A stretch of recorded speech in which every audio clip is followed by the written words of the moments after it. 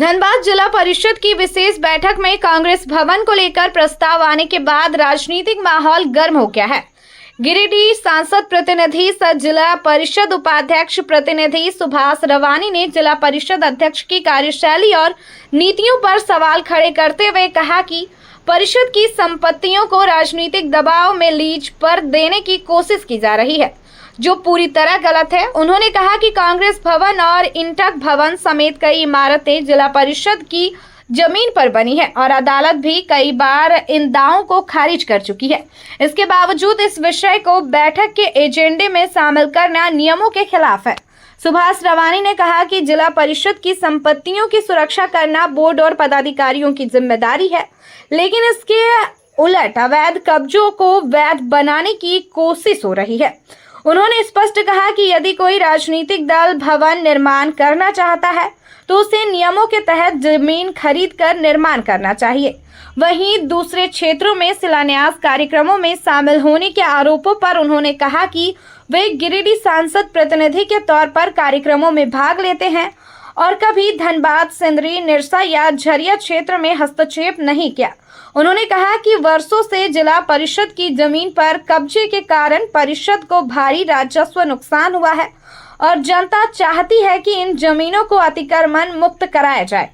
आज हम लोग प्रेस वार्ता के माध्यम से बताना चाहेंगे कि कल एक विशेष बैठक रखी गई थी जिला परिषद बोर्ड के द्वारा, और सबसे चिंता का विषय यह है कि माननीय अध्यक्ष जिला परिषद शारदा सिंह के द्वारा 10 नंबर एजेंडा में कांग्रेस भवन पर विचार विमर्श के लेके पॉइंट रखा गया था। आपके चैनल के माध्यम से कहना चाहेंगे कि ये बहुत ही अत्यंत दुर्भाग्यपूर्ण है कि जो कि कांग्रेस भवन ऑलरेडी कांग्रेस भवन के पास जमीन आवंटन से संबंधित कोई वैध दस्तावेज उपलब्ध नहीं है।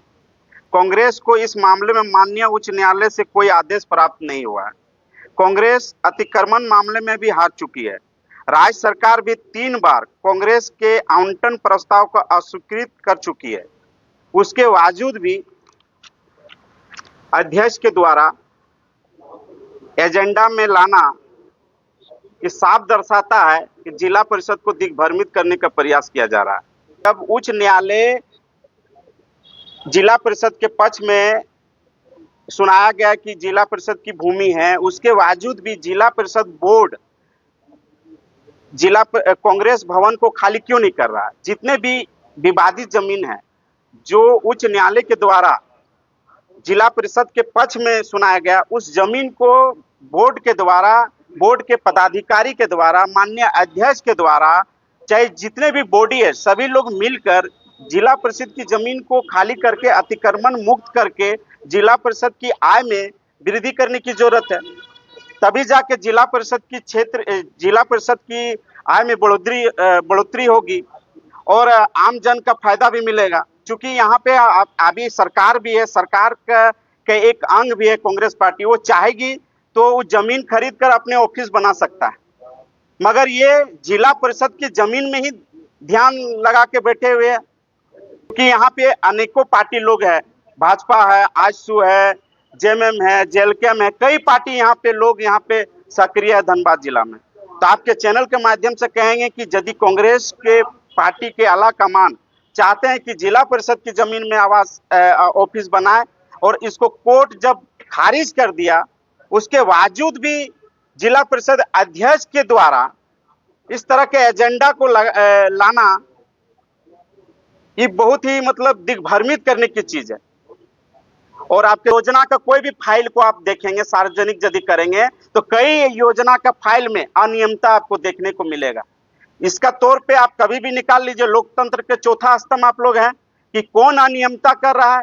यदि उस अनियमितता में चुप रहना ही यदि विकास करते हैं तो भाई विकास के लिए क्षमा प्राप्ति है। उपाध्यक्ष हमेशा अनियमितता में विरोध करेंगे, चाहे उसके लिए कुछ भी करना पड़ेगा। लीजिए ना, आप हेल्थ ग्रांट का कोई भी फाइल आप मंगवा लीजिए। हेल्थ ग्रांट का कोई भी फाइल मंगवा के आप देख सकते हैं कि किस तरह से अनियमितता उसमें दिखाया गया है। आपको कोई भी फाइल को यदि आप किसी के थ्रू यदि भेजता है तो इंडोज करते हैं। खास करके हम बताना चाहेंगे कि आप एक जब से हेल्थ उपग्रहण का हेल्थ स्वास्थ्य ग्रहण उपकेंद्र का जो योजना आई है, आप उसका एक भी फाइल को मंगा के आप देखिएगा तो आप देखेंगे कि जिला अभियंता इंडोज कर रहा है मुख्य कार्यपालक पदाधिकारी को। मुख्य कार्यपालक पदाधिकारी माननीय अध्यक्ष शारदा सिंह जी को इंडोज करना चाहिए, मगर उसके इंडोज नहीं कर रहे हैं, उसके बावजूद भी बीच में जाके वहां पे इंसियल कर रहे हैं। तो किस नियम और किस तहत किस आधार पे उस फाइल पे इंडोज कर रहे हैं और सरकारी पेपर पे छेड़छाड़ कर रहे हैं, उसका विरोध करना। यदि उपाध्यक्ष का गलत है तो उपाध्यक्ष विरोध करेंगे।